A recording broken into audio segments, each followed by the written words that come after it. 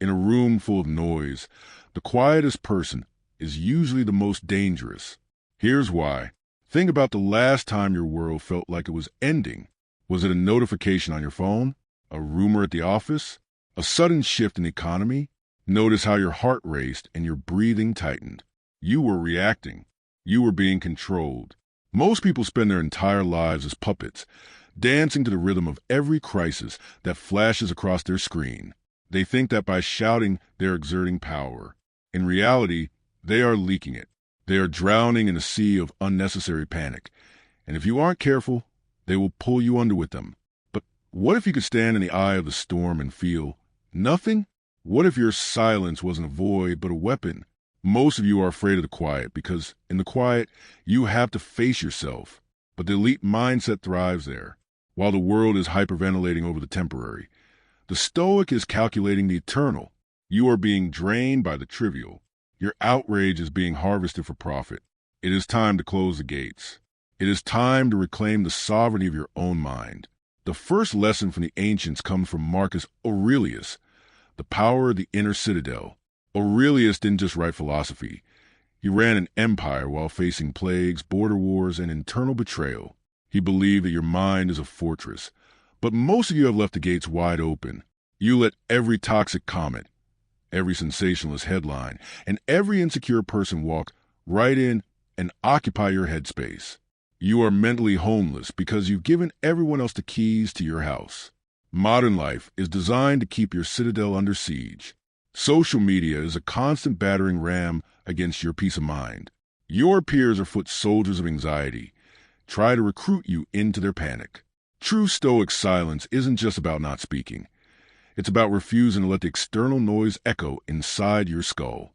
It is the ability to look at a chaotic world and say, "This has nothing to do with me." When everyone around you is screaming that the sky is falling, the master of the Inner Citadel simply looks up, sees the sky is still there, and returns to his work. Silence is your shield. It is a barrier that ensures your internal world remains unpolluted by the filth of the external world. If you cannot find peace within yourself, you will never find it in the approval of a panicked crowd. You have power over your mind, not outside events. Realize this, and you'll find strength. The second lesson belongs to Epictetus, the dichotomy of control. Most of your modern-day anxiety is a result of trying to fix things that do not belong to you. You stress over the algorithm. You worry about what your boss thinks of you, and you lose sleep over the political climate of a country you don't even live in. Epictetus, a man born into slavery who found absolute freedom through his mind, would call this a form of voluntary bondage. When you panic over things you cannot change, you are essentially a prisoner complaining about the weather. You are giving away your life force for zero return on investment.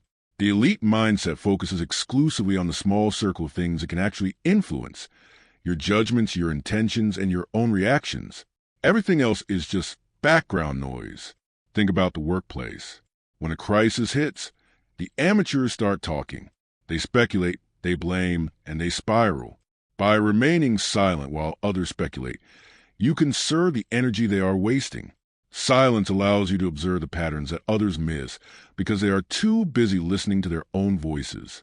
While they are exhausted from their own emotional outbursts, you are calm, collected, and ready to strike when the moment is right. You become the person everyone looks to when the lights go out, because you're the only one who isn't stumbling in the dark. Silence is the ultimate expression of self-control, and self-control is the only true power that exists in this chaotic universe. Wealth consists not in having great possessions, but in having few wants. The third lesson is Seneca's Premeditatio Malorum, the premeditation of evils. People panic because they are surprised. They believe that life owes them a smooth path, so when a rock appears, they shatter. They live in a state of fragile optimism, which is just a fancy word for delusion. A dark Stoic knows better. You must mentally rehearse the worst-case scenarios before they happen. This isn't pessimism. It's psychological armor. Imagine losing your job. Imagine being betrayed by your closest ally. Imagine the market crashing and your bank account hitting zero. By the time these things actually happen, the shock has already been drained of its power. You have already lived through it in the silence of your mind. You have already practiced your response. while the crowd is paralyzed by the unexpected. You are merely witnessing a script you've already read. This makes you dangerous because you cannot be intimidated. You cannot be blackmailed by fear. Most people are kept in line by the fear of what if.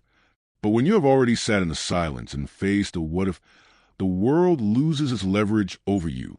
Your lack of reaction isn't because you are cold or unfeeling. It's because you are prepared. You have mastered the art of being a spectator to your own potential tragedies. This is the ultimate psychological edge. Silence is the sound of a mind that is never caught off guard. It is the sound of a predator waiting for the chaos to settle so it can reclaim the territory. He who fears death will never do anything worth a man who is alive. Society wants you loud. It wants you reactive. It wants you predictable. A panicked person is a consumer. A calm person is a threat. A person who can sit in a room alone and remain silent is a person who cannot be bought. The system depends on your constant engagement with the noise. It needs your clicks, your outrage, and your fear to stay alive. When you stop feeding the chaos with your words and your attention, you become an enigma. People cannot influence what they cannot read. They will try to provoke you just to see if you are still human. They will insult you. They will ignore you. And they will try to shame your stillness. They will mistake your silence for weakness, right up until the moment they realize it was actually focus. In the modern world, being unfazed is the ultimate rebellion. It is the refusal to be a part of the herd. While everyone else is running in circles, trying to find an exit that doesn't exist, you are standing still, watching the doors. You understand that the noise is a distraction and the panic is a choice. You are not a victim of the noise. You are the observer. You are the stillness. You are the one who chooses when the game begins and when it ends. You have realized that the loudest voice in the room is usually the most desperate, and the quietest is the most disciplined.